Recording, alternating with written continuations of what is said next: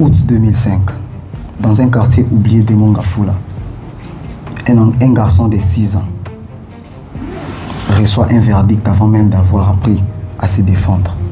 Tué sorcier. Son crime, avoir joué avec un autre garçon que le quartier avait collé la réputation d'être les plus grands sorciers. Dès cet instant, tout devient preuve contre lui. Un pipi au lit n'est plus un accident, mais un signe. La peur du noir devient un pouvoir occulte.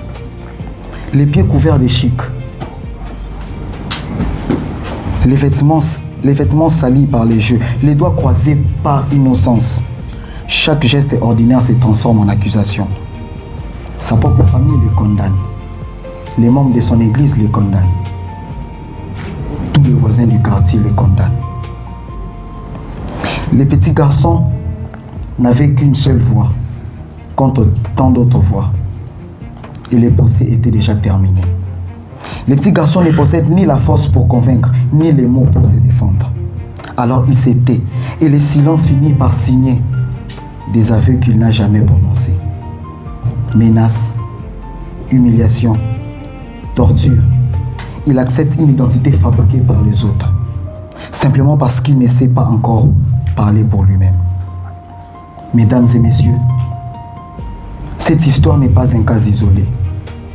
Aujourd'hui, encore des milliers, des centaines d'autres enfants subissent la même réalité.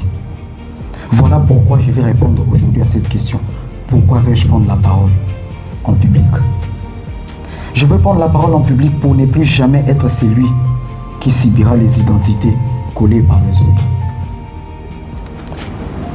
D'abord parce que prendre la parole, c'est reprendre possession de sa propre identité.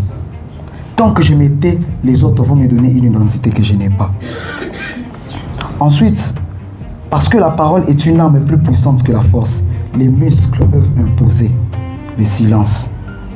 Mais seul le mot peut défendre l'innocence.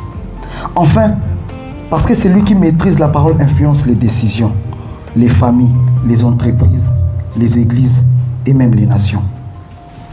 Je ne veux plus seulement vivre les décisions des autres. Je veux contribuer à les construire. Mesdames et messieurs, certains diront que les gestes comptent plus que la parole. Je suis d'accord avec eux. Mais un acte sans parole, c'est comme une lettre sans destinataire. Aujourd'hui, je vais vous faire une confidence. Ce petit garçon dont je vous parle, ce n'est pas moi. Si je suis devant vous aujourd'hui, ce n'est pas pour raconter une blessure. C'est pour prouver qu'une voix peut renaître après des années de silence. En définitive, prendre la parole en public n'est pas pour moi un simple apprentissage, c'est une libération. Je refuse que le silence décide encore de mon destin. Je veux que ma voix défende la vérité, protège les faibles et ouvre le chemin là où le silence construisait des prisons. Car au fond, une voix peut changer une vie. Et si cette voix devient la mienne, alors peut-être pourra-t-elle aussi changer la vie des autres. Je dis et je vous remercie.